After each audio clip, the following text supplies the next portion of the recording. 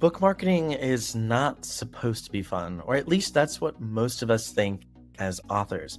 Except Russell Nohelty, our guest today, has what I think is an incredible view on this, which is that secretly everyone loves marketing their book. The key is actually doing the things that get you excited and leaning into the things that you feel comfortable and can actually market your books in a way that feels authentic and that actually can get you readers. And today, that's what we're going to be talking about. We're covering a wide scope of topics, and from the 10 marketing strategies that work, all from how to run your business, the different business models and revenue streams you can have as authors, all the way down to the new mindset that it's taking in this era of indie publishing to succeed as an author. Russell is amazing. He has incredible insights on both the business and the craft of publishing. And I'm really excited for this episode. Russell's a great friend of mine. He's one of my favorite people in this industry.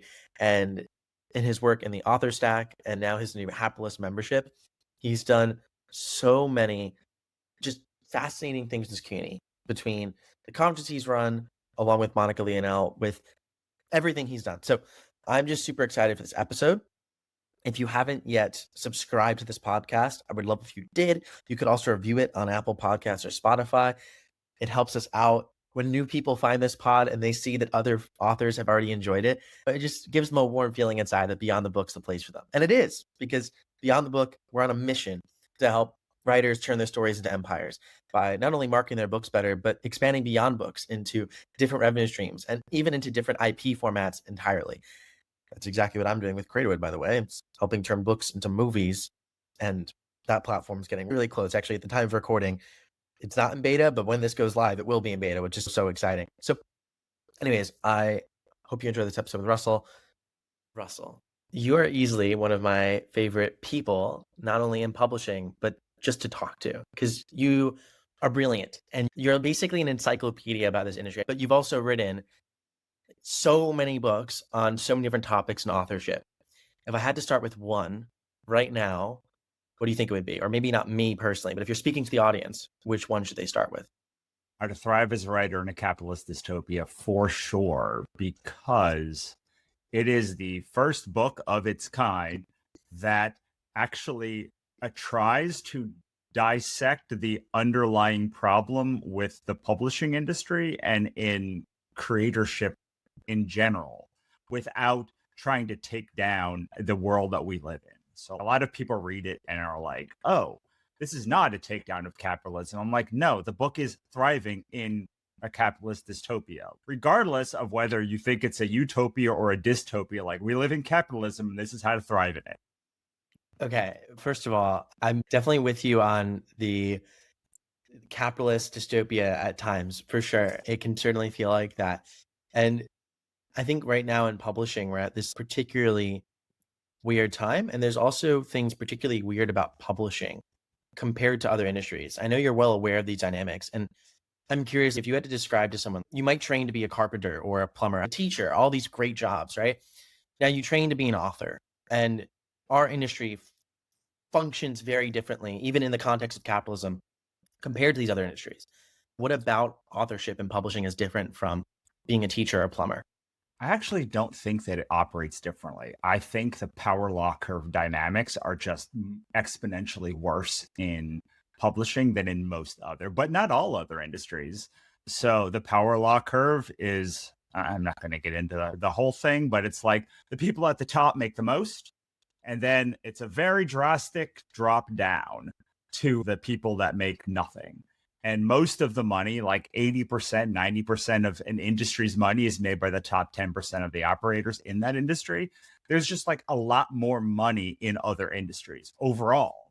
And the winners, like if you are the 100th best plumber in Topeka, Kansas, you're probably still making 50 grand or 20 grand or like livable wage. If you're the 100th best romantic fantasy author, you're making like 10 grand, 5 grand, 2 grand. So like everything you inch up just is so much more drastic in publishing than like in tech, where even if you're the 5 millionth best tech company, you probably still have a valuation in the millions.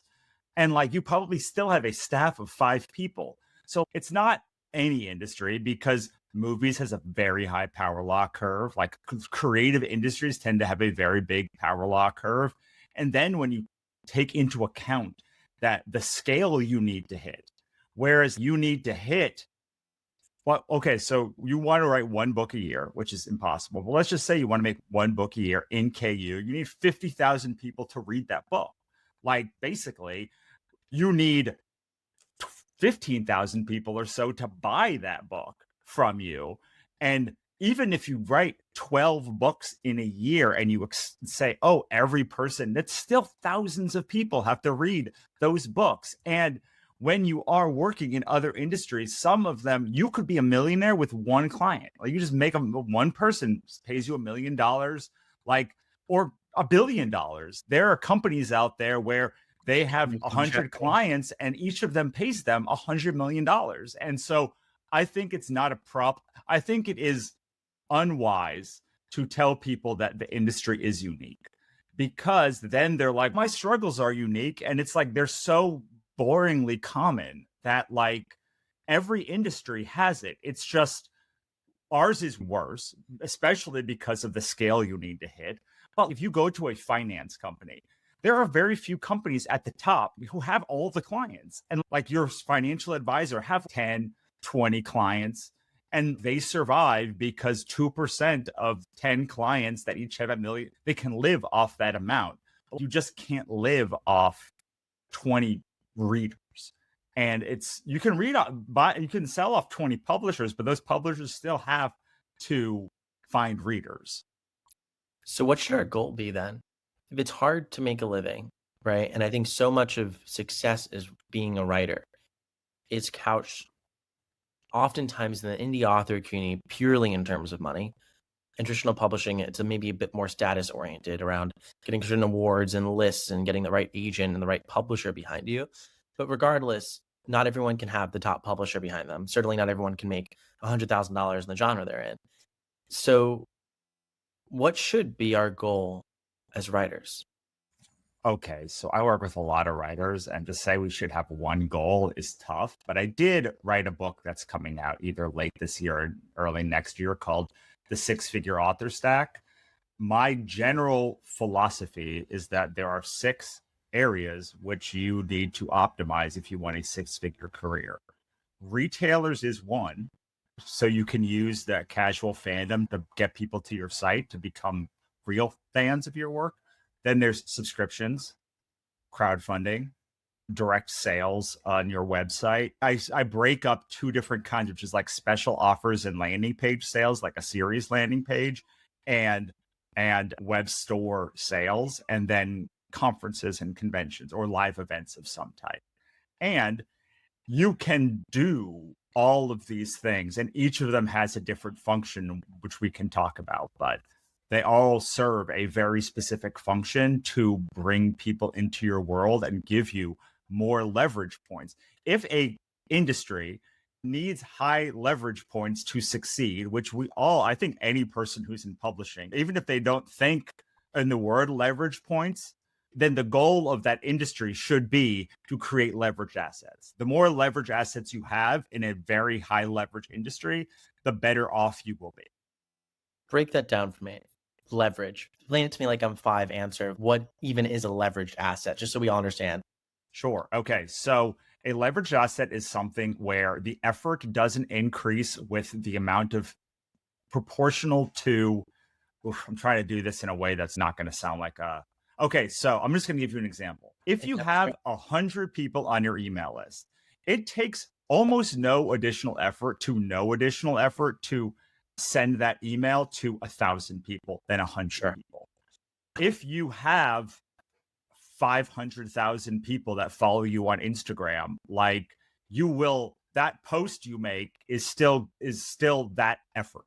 I don't like the social media thing because then someone else can mess with your leverage. So Instagram is a leveraged asset. The problem is because you do not own the chain of custody from beginning to end of that person, you do not own the ability to scale. Instagram owns the ability to scale. Circle, which is like you build your own social media platform, or Substack on some level, although not their notes feed.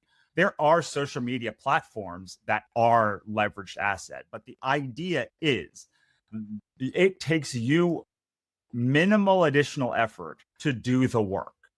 Think of a 401k. If you get 8% on $100, that's $8. If you make 8% on $1 million, that's considerably better. You are still making the same number of trades and getting the same result, but your result is just better. Does that make sense? It does. And it sounds like the classic, the rich get richer saying, but it reminds me of a recent podcast you recorded. You are a co-host with Lisa Vino of the Six Figure Author Experiment, which is an amazing podcast. I'll link down to it in the description. Folks can go listen to it themselves. But you and Lee were both talking about both of your arcs, right? In terms of your career arcs of getting, there's always a moment, this about everyone, where you've never written a page, and you write a page, and you write a book, and then you publish a book. And you particularly also having so much experience in the comic side of publishing and creating. And you both said something that really stuck out to me, which is that for years, right, you invest in your business for growth and you make an amount of revenue. And this is not just y'all, this is a nature of any business, including all authors. You make an amount of revenue that sounds impressive, but what you're actually taking home is a small amount of that. And it's in pursuit of that investment of growth. So what I'd love to hear about is actually how you've invested in growing your author career throughout the years and how that's evolved, because I'm confident when you talk about those 6 pillars of direct and retail and Kickstarter and subscriptions and all that, I don't think you also placed all of those bets at once either. No. Okay. So I have this program called Happiless, which is based on the Happy Compass, HAPI. And one of them is prioritization. The P is prioritization. And like in general, I do 9 things world class. And of those, it takes me class is actually awesome. It takes a business like 9 or 10 years. And like I spend 1 year building basically every single one. And you only need one to thrive. You need one thing. So the first one was conventions. When I started doing conventions, I made about $50,000 a year at conventions. I did all the conventions. And so I kept reinvesting in conventions. Yeah. And then once I had the conventions up, I have a lot of chronic illnesses. So doing conventions is rather hard for me. So I wanted to get more online. So I started doing Kickstarter. And started doing 1 Kickstarter a year. And then 1 year I did 3 Kickstarters a year. And then for the 3rd year, I made $100,000 on $50,000 on Kickstarter. And I was like, awesome. I do Kickstarter now. And like I went all in on like learning Kickstarter, but I was still doing conventions. This is the thing that most people miss, is they don't master the one thing before they move to the next thing. They're like, oh, cool, conferences. But I could go to convention. By the end of it, my like big run, which ended basically in the pandemic, and I did 150 or 200 shows, something like that. I could show up 2 minutes before a convention, and I knew what I was going to make. By the first hour of that convention, I knew what I would walk away with by the end of it, most of the time, because like I mastered doing I was not the best person at the convention. I did not make the most money, but I knew that what my thing was and how to sell my books better than any other human being that was there, commensurate to how they felt. People make more money, but no one knew how to sell their books better than me. So like once I had that and it was going on autopilot and I could just be like, okay, I'm going to these 10 shows. Here's my money. Now I'm doing Kickstarter. I started like spending all of my time doing Kickstarter, like until the pandemic. And I was like, I don't have time to do conventions, so I'm going to reinvest all of it into Kickstarter. The funny thing is I was already going to make that move in 2020. I just was going to have conventions underneath it. So what happened is all of the PPP money and all the money that came in replaced that money for me that was coming to conventions. But I was planning to make this transition anyway, because I saw the writing on the wall, not of pandemics, just like I was not able to, I was getting logarithmic instead of exponential returns from doing the work. And I hate doing things. I hate doing things when the return becomes logarithmic. Is that a nature of conventions? Meaning like if you're trying to gain more leverage in something you're building, is convention something that you'd say is harder to build leverage over time? I think that everything goes logarithmic. Every kind of growth is logarithmic. If you want to be able to determine what the next thing to do is, which your next move is, the best way I have found is to look at all of the things you do and find out what has the most exponential growth currently, which I consider exponential growth when something is above 2x return. If you put in 1 unit of effort, you get 2 units of effort back. That would be like exponential growth. The higher you get on that, the more time you have before things get arithmetic, which is I put in 1 unit of effort, I get out 1 unit of growth. But everything eventually will become logarithmic because you will expend the audience inside of that pool. So if you are in conventions, you then have to you start locally, then you go regionally, then you go nationally, then you go internationally, then you open up different countries and different things. And that's how you grow. Like there's a finite number of people that live in Los Angeles. So you can only ever grow to the people that exist in Los Angeles at that time. And only probably 1 to 3% of them will care about what you do at max. So if you get 1% from San Francisco, 1% from LA, 1% from Seattle, and Seattle then pulls from Portland, and all of these things don't pull from each other. That is how like musicians grow, and that is how you can grow conferences. You can also say, oh, I have new prints every time I come to a show. So I have a new line of business. But if you're just like, most people just say, oh, I'm not getting the return I used to on TikTok. And it's like, you never will, ever will get exponential growth. The goal is to find something that has exponential growth and then master it before it goes logarithmic, so you can jump to the next thing and have the logarithmic stuff support you while you're getting the next growth lever up. So I don't know, that probably was way too like wonky for people listening to this maybe, but that is how I think about growth. And it started with conferences, conventions, and then it went to Kickstarter. And then Kickstarter started to taper off, and I added Substack in there. Then we added courses back, and then I had a conference, and we added all of this stuff. And then we realized that like a thing had become like, all of the things that we wanted to do had become logarithmic, and there was just no other growth to do. And we were like, bye. And that's how I think about all of this stuff. It's not like, I invest energy into exponential things, and then I offload them before they become logarithmic. And I do that over and over again. No, it actually makes a lot of sense. I'm going to use an analogy that I think a lot of us listening, especially like in the author space, innately understand, which is there was a period of time where it was an exponential thing to do just to post your ebook on the Kindle store. It was a little bit more complicated than that, but you get a lot of traffic for doing that. And there was exponential growth in that. And then eventually there's not that many new readers going to be flooding the market forever. So that still grows, but starts to not become more logarithmic. And there's also a lot of books that go there. So then that becomes a less useful channel. So now this kind of brings me to 2 questions. One is, I think as a listener, I'm listening to this going, okay, Russell, tell me where the next place is for exponential growth. And my part 2 to that is that not the right question? It's not the right question. One, but only because there are none. Like, we have spent 20 years, and this is true in like tech and basically every industry that I follow. It's like the tools have all been made.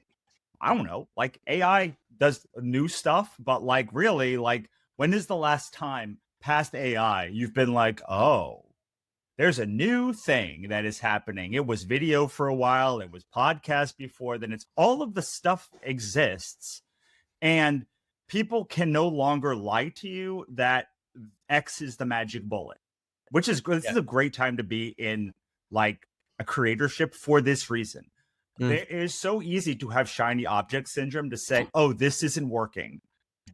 And so like Kickstarter, this happened to us. And I would be like, Kickstarter is not going to save you. Like, it can fulfill this function for you, but do not rely on it. And yet people rely on Kickstarter. And then they're like, my Kickstarters are down 25%. It's like, I told you for 4 years, for 10 years, this would happen, and that you needed to add another thing to your business.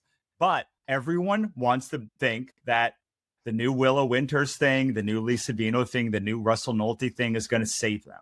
But no one can lie to you anymore because nothing is new. There's not, I don't know what the next new thing is. Okay, fine, it'll be another AI, be another thing. But until there's like smell-o-vision or something, what are they going to do? Like we've even had things like the 3D revolution, and that hasn't done anything. Like AR, VR, all this stuff is out there. Crypto, everything that like someone can do, for the most part, big innovations, which is one reason I think tech is like freaking out right now. Because what is the snake oil that you sell? Like it's all there. So it's the wrong question because what you need to do. Okay, like can we talk about marketing for a second? Okay, so everyone likes marketing. This is my hot take. Everyone loves marketing. Okay. But here's the thing. While they all define marketing similarly, if you ask them to define the actions you consider marketing, everyone will have a different thing. And I'll be like, okay, what are the things you like doing? And I define like as two things. One, you enjoy the action. And two, you get a positive feedback loop from it.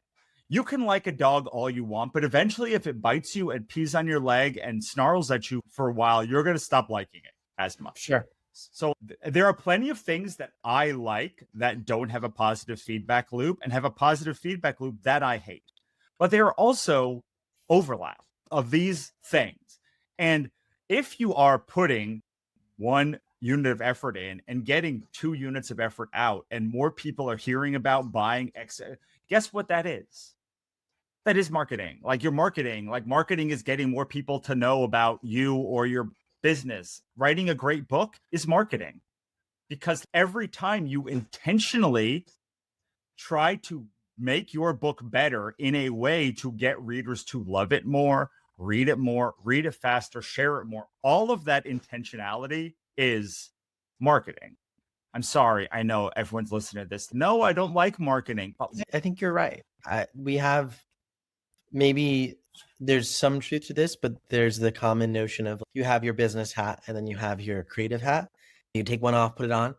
I've personally never, like, whatever someone wants to resonate with, there's no one right way to think or feel about anything. But in general, though, I really do resonate with what you're saying because I've viewed marketing and product as intertwined and like they need to be. Like the creative process, the readers itself, because that's all that I view marketing as really. It sounds like you're saying the same thing. It's like, it's about connecting with readers. And it's however you do that, you connect with readers, and you writing that story is a way of connecting with readers as long as you somehow share it with them. If it just stays on your laptop in a PDF, I suppose then maybe that did not become something you marketed, but it can be. So I'm going to tell you the funnest part of this. Like all books, every author is in product-led growth.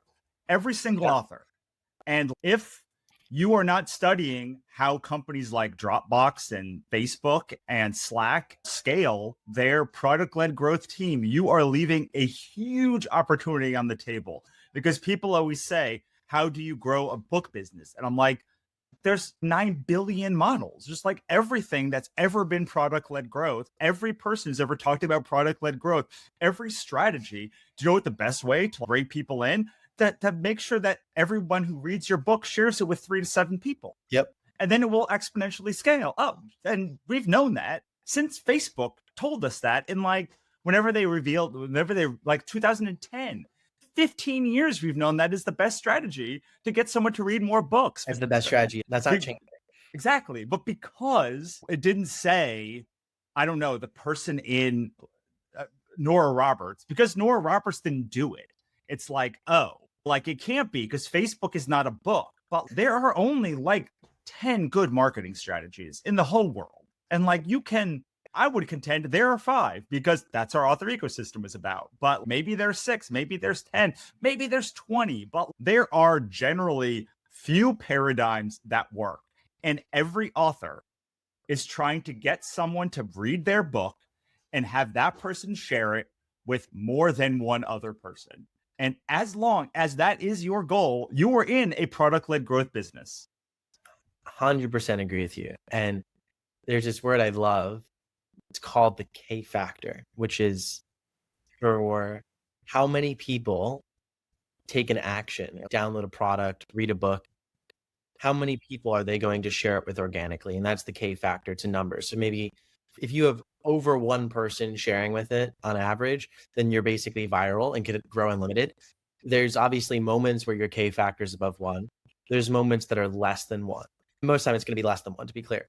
But there's a big delta between 1 and 0, and you want to be as close to 1 as possible.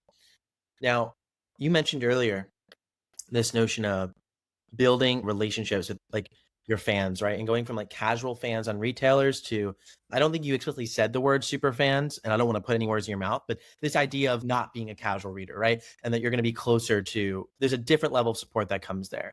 When thinking about product-led growth, I think what's true with tech, and it's definitely true in authorship, is that not all readers, or in the tech world, they say users, which I really hate that word, but users are created equal, and meaning that you'll have some users in the world of tech who spread something like wildfire and who refer a lot of people and who engage in a particular way the product, whereas you'll have some people who like disengage very soon. That's not a bad thing that people disengage, right? But what's tough in the author world is like actually understanding like who are the people who are the super engagers, the super fans maybe, and then how do we like actually find more of them? What do we do with these people? And you said something that stuck out to me earlier, which is that you know how to sell your books better than anyone, which to me signals that you know who your people are. But that's hard, like actually knowing who your people are and knowing who these super fans are, because in a weird way, it seems like it's going all back to that. Well, it's only hard if you don't talk to them. Like, they all want to hear from you. Like, how I decided how I got my super fans, I released 3 books. One was called Ichabod Jones Monster Hunter, which was a psychological horror. One was called Katrina Hates the Dead, and it was like more action horror, more like mainstream. And then I released a novel called My Father Didn't Kill Himself. And I looked at 2 things.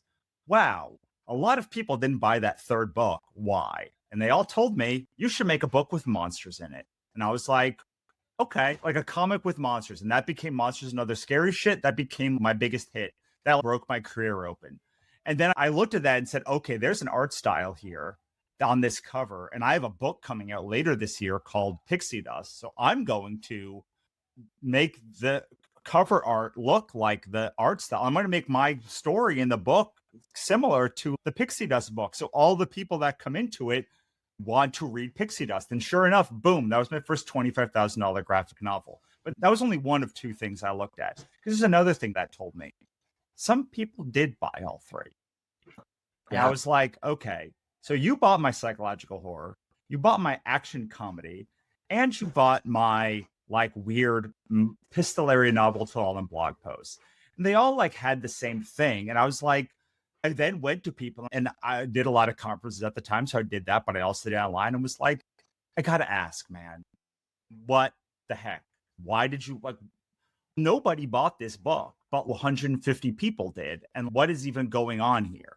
They all told me what they liked about it. They told me what they didn't like about it. And across doing 100 of those interviews, just talking to them, a type arrived. Most of them were tattooed. Most of them worked in creative industries or were creative. Like most of them were like anti-authoritative, practical. Like there were no BS. They wanted to go deep on really weird stuff like death and grief and loss. And all of that stuff informed all of the books that I've ever written. And if this was turned slightly, you would see Melissa the Wannabe, my mascot. Yeah. That's Wannabe friend. That is the mascot of my ideal person. And it has nothing to do with demographics and everything to do with psychographics, which is what's inside, like the feeling that my books gave, the transformation that they gave, the things that people wanted to hear about from me. And that stuff is still the stuff people want to hear about me now. So I actually think that is not true. It has actually never been easier to find who your super fans are. The problem is, 1, you're too scared to reach out. And 2, like you don't put out enough varied product to see who actually will follow you everywhere and who doesn't. Oh, there's a few nuggets of gold in there. Let's start with this. You don't put it out enough varied product. I'm always on the lookout for, I'll say, like contrarian views in a good way. And you are obviously someone who is like a generator for contrarian thinking, which is great because I think that we need more of that in the world. And that's what we need more as creatives. The standard advice is kind of against what you just said. And I want to know why you said what you said, because the standard advice is, Russell, if you want to make it as an author, pick a subgenre, write the same book over and over again in different series, similar tropes, or whatever. Sure. And you're saying write varied product, which to me implies not the same subgenre. So am I reading into this? Or if I'm not, tell me why you have this contrarian view. I think that so I'm not putting you on the spot, by the way. I agree no, with you. I'm trying to think of how to say this simply, because it's not a super simple thing. But here's the thing. Everyone who has that view thinks readers don't read across genre. And they're wrong. 100% of them are wrong. Like, they are all wrong. What tends to happen with readers is they get stuck in their brain on a series, on a genre for 3, 6, 8 months. But like, they might be watching way different movies. So many people I know read like sweet romance and horror movies. Yeah. So many of them. Like, and you would never know that until you actually talk to them. So like, they don't want you to write other things because they want to save you from pain. But pain is growth. Put out those books. And here's the other thing. On retailers, you don't know the data. So you can't see who bought all 3 books of those books. I only knew because I was running Kickstarters where you get the data. I was doing conventions where I saw people buy. Yeah. I was doing things that I knew when I looked at people's eyes and they picked up one book and I was like, this one. And I was like, do you want to hear about the other ones? And they were like, yes. There was a certain kind of person when I talked to them, not that I looked necessarily, although lots of them had tattoos and such, but they were like, I like this one. I'm like, what about this weird mystery novel? And they were like, yeah, I like that too. It's just so wrong. It's so ingrained in your brain that everyone I talk to is like, but people don't read across genres. So I'm like, do you? And they're like, of course I do. And I'm like, like, the thing you are saying is irrational to you. Like, your lived experience is that you have read 2 books. List your 5 favorite books. I'll bet they're in at least 2 different genres. Yeah, at least, yeah, I'd be willing to put money on that for almost everyone. That makes just intuitive sense. It also seems like a sort of algorithmic trap. I'm reading this book right now called Algo Speak, which I know you're also like a massive. I read that. Yeah, it's a good book. Yeah, and it feels like almost writing in the same genre as a form of algo speak, where we're shifting what we're doing to try and service some algorithm that boxes us and that we kind of obfuscates data from us. Now, talking to customers, because this one, like, there's a few levels here. So one is, if you're at a convention, it feels obvious to me how you would talk to a customer. You're probably not going to just be like, and don't talk at all. You're gonna have a conversation while you give them the book. But if you're not signing at a convention, how do you talk to customers? So these are customers that would be in your orbit already somehow, because these are people who have been in your audience. Okay, so in my case, they were people who had been in my audience a minimum of a year and 6 months, because that's how long it took me to release these 3 books. But it has to be someone who bought a book and also wanted to continue to hang out with me and bought a second book. So they bought 3 books from you. Like, they bought 3 books from you in a year. Like, you think they don't want to talk to you? We spent all of these time, for instance, in Facebook groups being like, oh, I got to come up with content, but nobody cares about your content. They care about the connection you make in that group. If you reached out and was like, hey man, what are 3 of your other favorite books? Can we answer 5 questions for me? What everyone does is they send these terrible surveys, then no one gets back to them.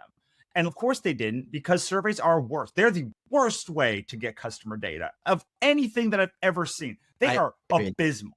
I agree. But just because no one reached, you just emailed those people and were like, hey, like this, if you have email, you will see who your 5-star, 4-star, 3-star people are. If someone's opening every email and they bought 3 of your books, they probably want to hear from you more.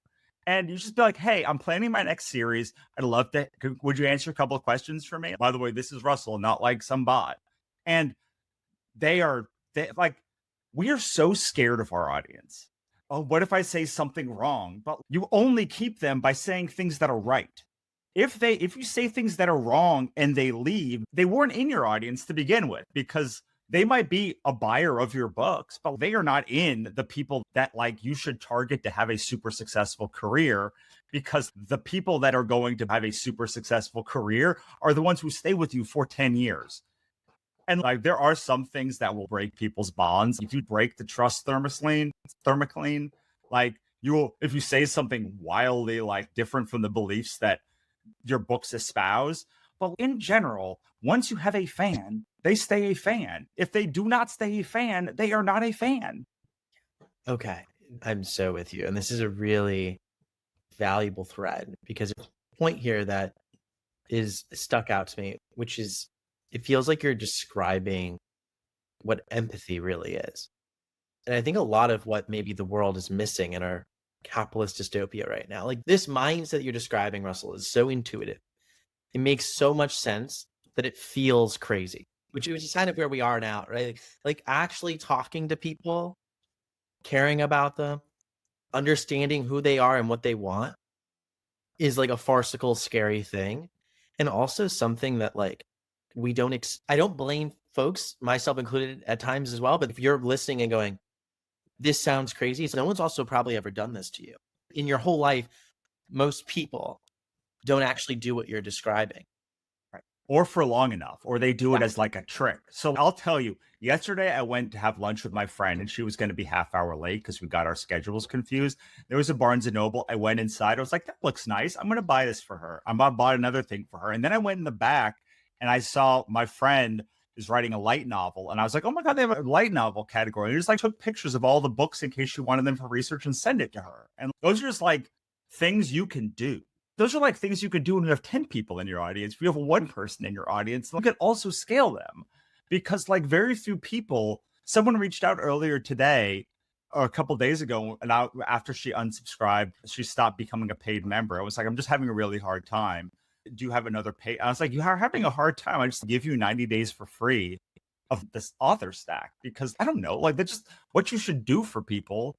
And over a long enough time horizon, that these things are the things that pay off, and they make it like doing this work worthwhile. Because like 15 years ago, someone told me still the best advice that I've ever heard, which was, if you want to scale, you need to do the unscalable.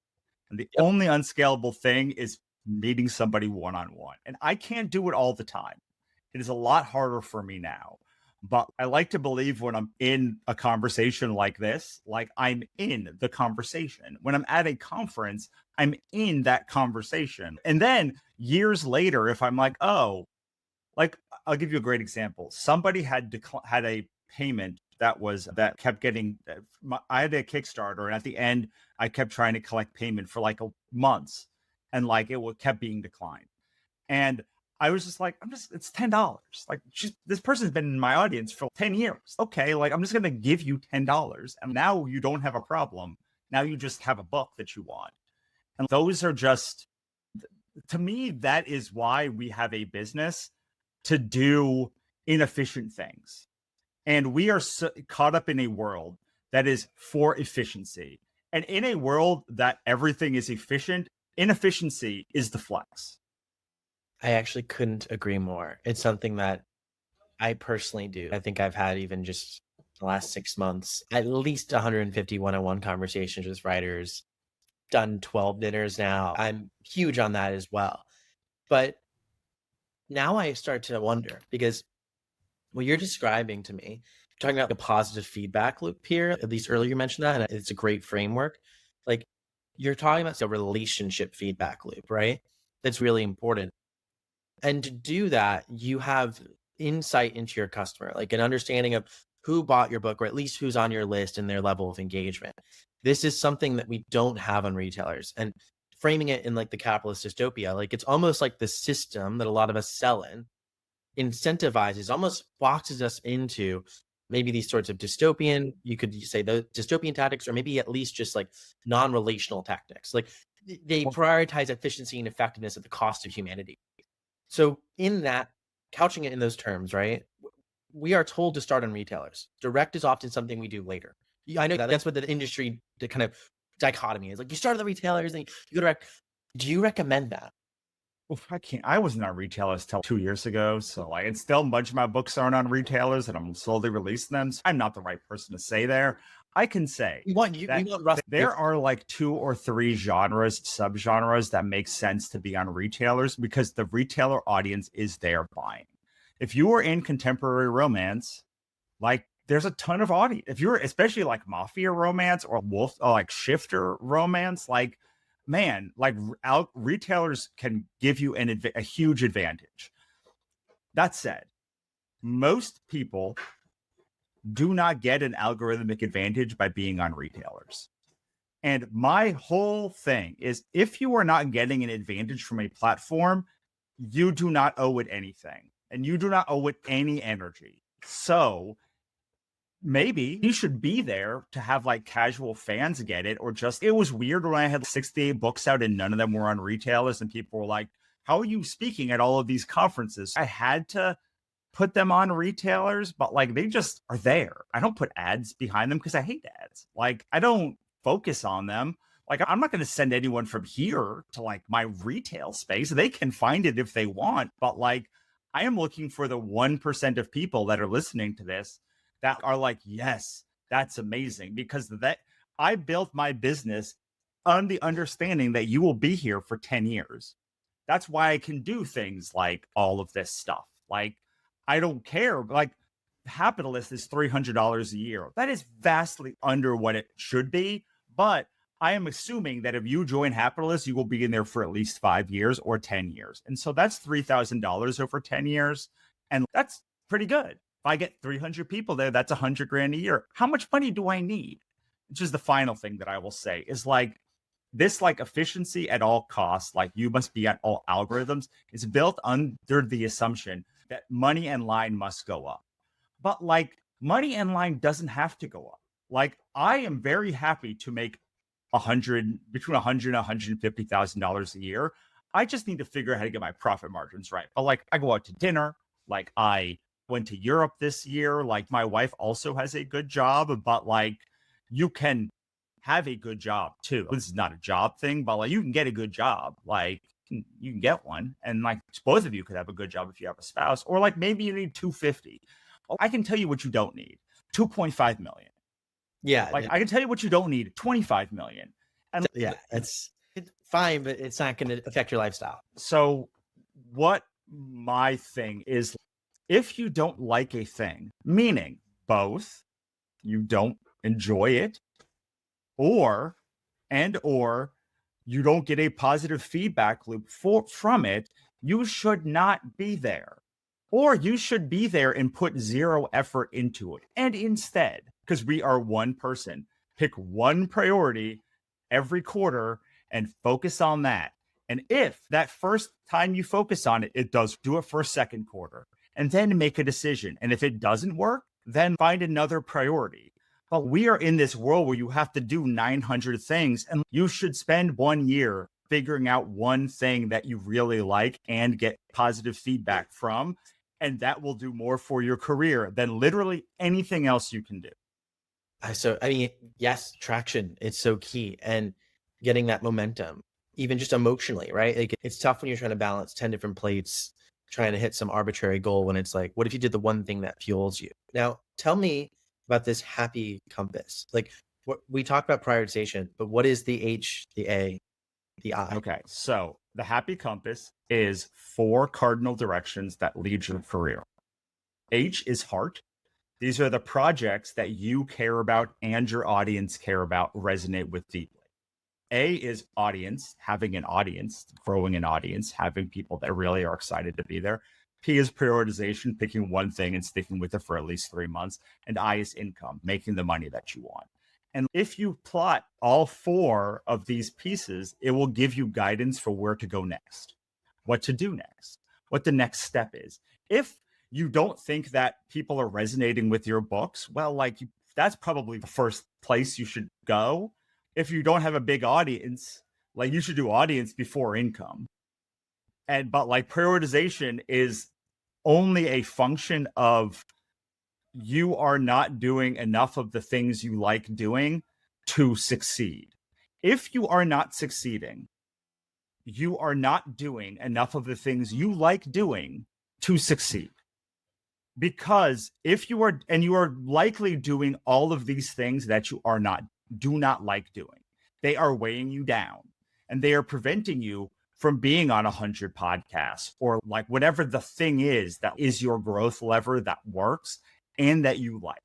I like doing podcasts. So one quarter I did 100 podcasts. One quarter I did Substack. Multiple quarters I did, but I only did Substack a second quarter because I was like, wow, this finally is having success. I'm going to try another quarter of doing this. So it's heart, projects that you love and your audience loves, the people to resonate with your work and buy it, the priority for what you're going to do to get to where you want it, what can give you the most exponential growth now, and income, how much money that you are making so that you can support your lifestyle. I love it. It makes total sense. And it's, I think, helpful to have a compass when increasingly, although we have more awareness that we don't have to jump into every little thing, you know, there's more voices yelling louder than ever to pull us in their direction. But it's about finding your compass, which is in your direction, which is so key. Now, I would love to know how you evolved into actually coming up with Hapless, because you've been around the block talking in this industry and sharing your insights for a very long time. I'm curious, what made you feel like Hapless is something that people need right now? And I'm sure you need it. So what made you need to become a Hapless? So it came from having projects fail and succeed over time, from talking to my audience, having them and gathering them in places and talking to authors and realizing that like they're all pulled in 100 directions and none of them are having the success they want, but they really want to do one thing. And if you are taking writing as your one thing, you have to also take either a hit in audience and other things if you're not making money already, or that you're going to make that book the hookiest book that you can and double up in your like hookiness thing, which is probably where you're going to start, because as we talked about, product-led growth is the thing. But I just did so much stuff. The negative of my career has always been that like I have 500 things and it's overwhelming to figure out what I do. And every time I seem to pick a lane like Kickstarter or Substack, the minute that it starts to get any traction, I'm like, I don't like that. But it's all because they were never the end goal. The end goal was like, how do you actually have a career that lasts for 20 years? My original podcast, The Complete Creator, was very much about this towards the end. And most people said you have to have the strength to burn it down and rise it back up again. Others said when things are going well, like when I get uninterested in the thing, I move and change direction. But mostly it's that it has to be said. Like nobody else is saying it. Like, I don't understand why no one else is saying it, Michael. But like, I will say it because it needs to be said. And Monica, during our partnership, was always like, why do you say something that you know is not going to get traction? And I said, because it needs to be said.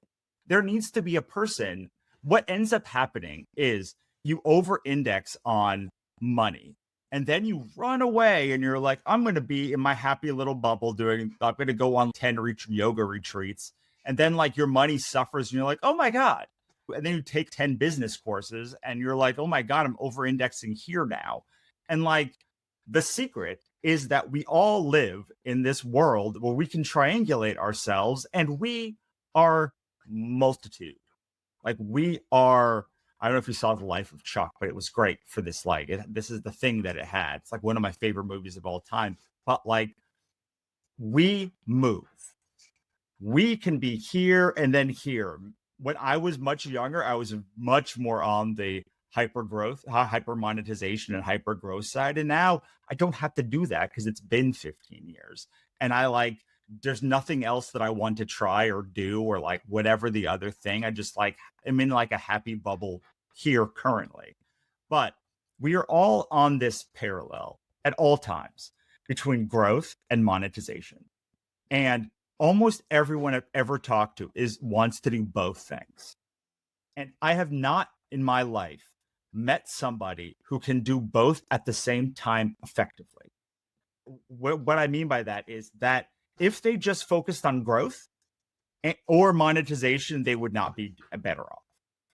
So there are people that may be able to break even on ads, but like they're really just trying to fuel growth, right?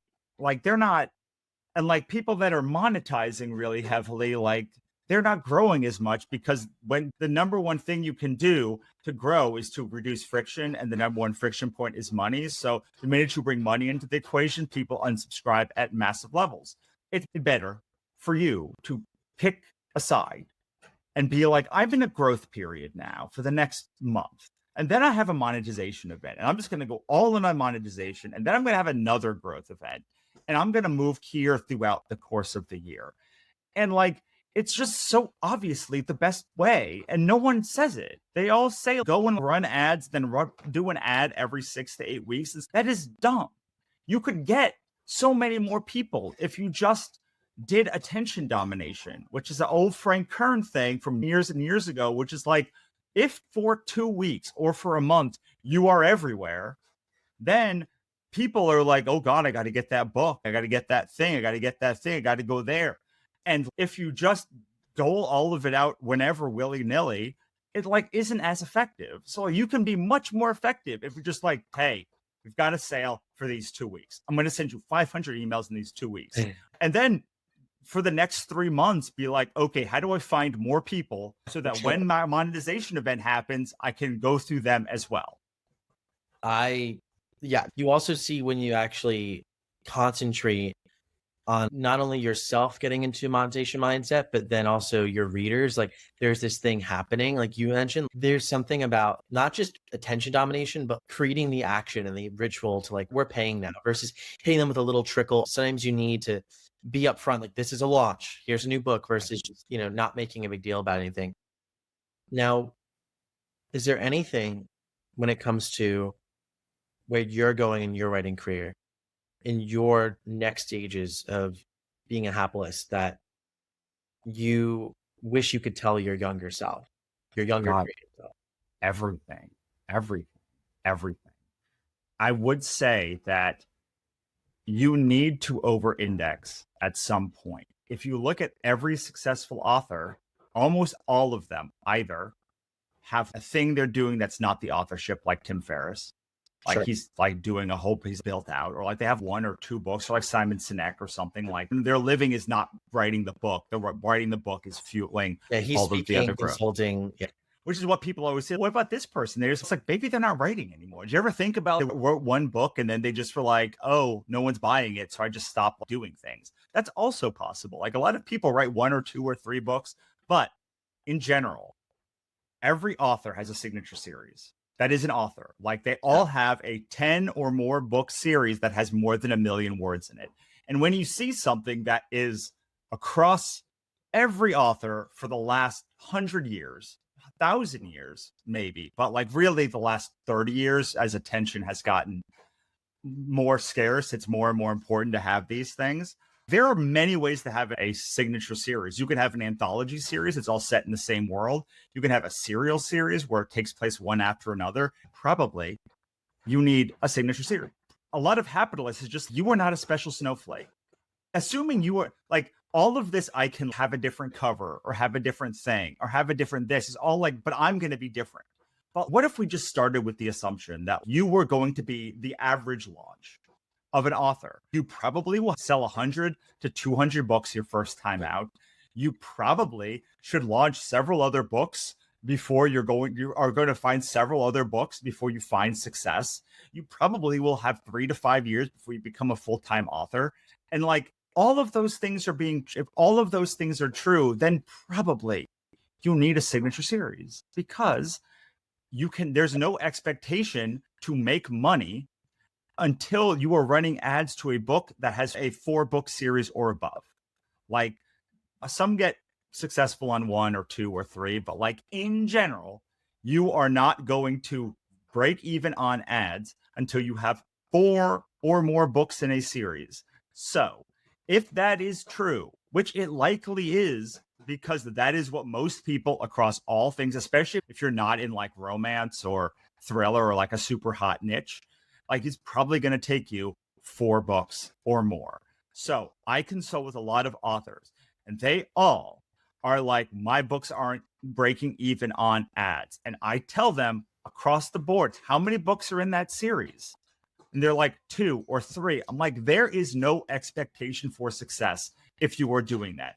And this is why it is so important to do those things, because they allow you to isolate problems. Maybe there is a huge problem in book 2 of your series. I don't know until you at least do the minimum required to have success. If you do not like Kickstarter, but like you just left off a thing, like there's no expectation for success. I look at direct sales pages all the time that people say is done in my style, and I swear to God, I want to slap them, every single one of them. So this is an insult. There's no way that this sales page is done with anything that I teach. It's just not possible, because like you cannot get here following the steps that I showed you. If you don't have a sales page that converts, then I don't know if your ads are good. I don't know if your email sequence is good. The reason that Kickstarter is great is because it's a sales page that converts. Like they already know their whole thing is converting sales page. So you can then say, okay, I'm going to take this. Now I'm going to work on my email list. Oh, it's not converting very well. Oh, there's not a lot of sales. Oh, not a lot of people are following my page. Cool. The expectation is that I will, across 4 emails sending to my audience, I will get 100 followers to my pre-launch page. If that does not happen, and I made a pre-launch page that is verifiably or like solid, then there is another problem. But until you have that page that is like solid, whether you have a problem is an unknown. And I think so many people say they have a problem without any but if you really take the underlying thing, there is no expectation they would have success, not ever, but taking the steps that they did. 100%. Yeah, no, I think that's a hard thing to say, but it's the right thing to say. And it makes me now wonder, when we are thinking about our career, like different stages and chapters, it seems like building a signature series is one of those things that once you do it can afford you a sort of freedom to focus on, maybe prioritize different things in your life. And that's something to nail down maybe earlier rather than later. That's really smart. And I tell this to people all the time, because what most people do is they take their money and they spend it on goods and services, all of it and more. Well, 10 years ago, I not only started investing, but I started reinvesting money from my business to buy back my time. So Yeah. I make roughly the same amount that I did in 2017 when you isolate for just wannabe press money. But it takes me so much less time and effort to do it, which is how I can go to a movie every day and spend an hour talking to one fan that emails me and just give them free stuff. It's, if you are not, like, a lot of people say, I hate running ads for people, but I'm good at them. It's okay. If you want to run ads for your own series, you need to take the time, the money that you have, the stability that you have with running ads, and buy it with the series. Make 5 books in that series, make them sing, make something so that in 2 years, and I personally think in 2-year blocks. So I don't know why 2 years, but in general, most of the things that I do take 2 to 3 years to know if they are going to be successful. But if you know that you hate ads and you like this thing, then you should, and you know what you need to do to become successful. And as you are building this, you keep getting more and more success. Then, like, you just take this money and invest in this money and invest here until this thing pays off. And like, I have done this so many times. I do not like running mailing list builders, but I did them for years. I do not like running ads, but I did them for years. It was like a free $40,000 to $50,000 of revenue that I could use to write the books, and they took very little of my mind space. If I just spend an hour doing this BS stuff in the morning, I can then have the rest of the day for my own mind space. And nobody else also says that you should do that. And so I'm saying it here because apparently I'm just going to tell you everything that no one else is saying. If you want to do, if you like, it takes somebody being on your email list for somewhere between 6 months or a year before they can be reliable buyers. So that is this. If you imagine you have four launches a year, the first one they get on your list and they're like, oh, you're cool. The second one, maybe they buy book one. The third one, they're like, I bought book one, I'm going to buy it. And four, they'll know whether they want to buy it or not. And it doesn't matter if it's Kickstarter, it doesn't matter. People do not read books for a year, 6 to 12 months, book funnel, whatever it is. And so if we know that information and we know that if you want to be a best-selling author, like now, you physically can't do it. If you're not one already, you need to plan as if like in a year you're going to be there, which means finding people now. But really, it means finding people now. And then in a year, you'll be on the journey to become a full-time author. And then in another year, because it generally takes a year for someone to stabilize on your list too. Whereas like if your list is 1,000 people and you make it to 10,000 people tomorrow, these people are not reliable buyers until they've been on your list for a year, which means like you can't predict money based on this number. You predicted based on this number where your list was a year ago. And then you're like, okay, I have 10,000 people on my list now, but like they have been there for 3 days. So how can I make sure in a year the right people here are worthwhile so that I can make the money like that I should at 10,000, having 10,000 people on a list? Like people got all the time. I like built lists for people and they would just be like, it's not converting. I'm like, you've had it for 3 days. How many emails have you sent? 0. How many emails are you going to send? 0. I'm just going to send when I have a sale. Then it's going to take you 10 years to get there. The email point is so huge. You have to build a relationship with people. You have to build trust. And it's like a little popcorn popper. You don't just run people through a funnel and they don't just obey your commands of when to buy. People are human beings that will buy things when they want to, and that's probably not going to be when you want. It's going to take time, and they're going to delay things. And they're going to be like, oh, that was cool, I forgot about that. And most people are like that. Like most people don't just buy it. Most people who want to buy a thing don't buy the thing the first time they hear about it, or without lots of coaxing, lots of trust building along the way. I always say the launch should really be the case you're making for the book or the project or whatever you're doing. So like I just did a launch for Happiness. And in no world did I think that that was going to be a good launch. I hoped it would be better than it went, but like really what I wanted was to introduce people to all of the angles that they could think about Capitalist. So hopefully one of them will latch on. And so it was like 16 emails. Did they need 16 emails? Yes and no. Because nobody needed all 16 emails, but somebody needed each of those 16 emails. Yeah. And it might be 30, it might be 5, but so often the people miss this thing where it's like, some people will just see Creatorwood and be like, amazing. But like a bunch of them will be like, it's fine. I don't know. Like, why do I need it? And what the people that say, what do I need it is 60% of people. Each of them have a different angle of what they care about. And so like when you launch something, when people think about like you send daily emails, I could never do that. I say that's really sad because like when I send emails, it's to educate somebody on a different angle or like why these characters are important or something you might not know or something somebody else said that might convince you that this is something for you. Like I can't convince anyone to buy, but I can influence the information that they know and the education that they get around the product so that next time I launch or next time I have a thing, they are informed and they're like, oh, one of my favorites was, why should I ever read anything besides romance? Because you're a het cis white guy and you're totally going to fridge whoever I'm like, my books are all noble, bright fantasy, which means like, it's with like only 2 exceptions, the good guy wins at the end. Like, so like the lead character can't get fridged because it's a noble bright book. That's the whole point of noble bright fantasy. So these are all things though that I know how I look like the kind of person that fridges women in all of their books because historically, people that look like me fridge women in all their books. So if I want to convince somebody that's not true, I have to tell them that it's not true. And I have to tell them why it's not true.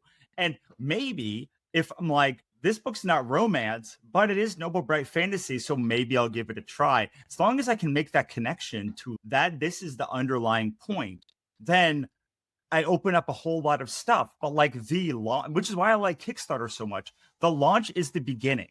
The launch on Kickstarter is how you educate people, how you get them in the right shared language so like they can talk about your stuff everywhere. And of course, it's the beginning too, because if we're building leveraged assets in our business, like for that, all of the leverage, there's no leverage if the asset is not an asset and just returns everything at launch. No, so this is amazing. And I'm curious, speaking of your launch and everything you've been doing with Hapless, there's tools, conferences, programs. You've done many different things for authors. A membership community, which seems to be a lot of the foundation of the Hapless, is a community wrapped into a bunch of different things. But it's a membership fundamentally. You pay and you get annual access. Is really interesting because it's something that, and I think Russell Nohelty fashion is weird, but in a good way. So tell us about what Hapless is. Okay, so in general, I told you Hapless is about finding one priority and using it and leveraging it for over time and building leverage assets. Like that is the whole thing. Like you can go off and never join Hapless, like it's fine. What Hapless job is one, the resources that you have. So I've written 10 books on authorship. I have a course on Kickstarter on direct sales. I have resources on like how to build a business, how to build an audience from scratch. I have all of that is available in Hapless. So the first thing that we want to do is triage, which is you have a problem that like has been plaguing you. It could be your Kickstarter launch is bad or whatever the thing is. Like aside from retailer launches not being good, because the problem with that is usually like your cover sucks, your blurb sucks, or your look inside sucks, or you don't have enough books in a series to be successful. And like by sucks, not to the genre specifications if you're only on retailers. Congratulations, I just told you how to succeed on retailers. And there is some stuff on retailers, but there's a problem that you have. And so the resources inside Hapless are to triage your problem number one. It's usually either membership or Kickstarter. It's usually Kickstarter because people failed through Kickstarter and like to stabilize you. But this is where most programs end. And I say this with all love in the world, do not care about 1 and 2 because 1 and 2 is solving a first order problem. And you can solve a first order problem very easily online. So my goal is to help you plan for the 5th order problem you do not know about yet and introduce you to ways to grow that you will never even hear about because you're siloed in your own 10-person bucket. So that is the overall work and why when people email me and say, can your membership do this thing? I say it can, but you shouldn't join because you're fundamentally thinking about this as a 1-year program. And my goal is to price it in a way that it is an easy yes every single year because it helps you provide the underlying thing for your business. So like Michael Evans of the world should be the people inside Hapless because they think on a more longitudinal time horizon. And I'm not saying that it's bad to have an immediate thing. It's just like, you probably are not going to last more than 1 year with that kind of thinking in the program because you're going to burn through everything immediately. And the whole thing is you pick one priority and it takes you a year to master it. So like you just keep going deeper and deeper on it. And if there's 6 pieces, it's going to take you at least 6 years to get through it because like you're going to mastery. So that is but the stuff is just, I have all of these materials. Then there are workbooks. Every quarter we do a strategic workbook together, whether it's the author stack framework or something that will overall help you plan the next quarter and where to go next. Then there are also technical workbooks, which are about writing a better book, Kickstarter, memberships, other stuff. So like you do. Additionally, I have a bot that I have paid good money for someone to construct that has been trained only on my work. And you have access to it, unlimited access to it 24/7, 365 to help personalize all of this stuff for you. Then, because none of that is enough, because you're just going like then we have monthly breakthrough sessions. There's 2 this month. And those sessions are meant to get you around other groups of authors who are also meant to trying to build a similar thing to you, but with very different point of view. So it's based on the breakthroughs that we did at the Writer MBA conference, but digitally. I figured out a way, I think, to do it digitally and have it be impactful so it could happen over and over again online instead of just a one time. So now you're in like these small groups with 3 other people who are on a similar journey to you. You have access to their ecosystem. You have access to the stage of their career because that's like a big baseline. Which of the 5 ecosystems are you? Are you 1 to 5? Like how advanced are you? But mainly just what is your vibe? What is the thing that like, when I say my biggest problem, there's going to be hopefully 4 big answers. And this is very different than most things because I try to bring in people that are outside. I want people that think differently. I want to fill it with people who think differently because then you get out of your bubble and you're not going to hear just write 5 books in a series and wait till a trend ends. If you have 500 people like that, it's not going to be helpful, even if they're all high-level authors. So I want people in it who want to do a bunch of different things. And that's how I believe like the seed amount of people have done. So it's based on I have resources and books and other stuff. You do the workbooks and the chatbot. And then we do breakthrough sessions together so that you have that accountability and you can say, I tried this thing, it didn't work out. Or Russell Bot told me to do this thing, it didn't work out. What am I missing? No, it's great. It covers the full stack journey of what an author needs to succeed. And I love it. So that'll be linked down below. I know you also run the Author Stack. Awesome newsletter. Also, the Author Stack, if you go to theauthorstack.com, there is a paid option, which has most of those, a lot of those resources. So there's 2 levels of, so Capitalist is run through the Author Stack.